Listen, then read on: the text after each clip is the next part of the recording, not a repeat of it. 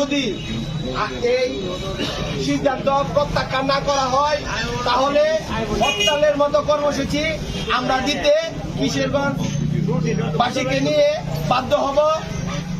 আমরা হরতালের মতো কর্মসূচি যাতে না যাওয়া লাগে তাই ইউনূস সরকারকে বলে দিতে চাই, আপনি আপনার এই সিদ্ধান্ত থেকে সরে আসেন। আমরা ঢাকায় আছি, আমাদের ঢাকার সাথে থাকতে দেন। আমাদের কিশোরগঞ্জ দিয়ে তালবাহানা করে কোনো লাভ হবে না, এই আশা প্রত্যাশা ব্যক্ত করে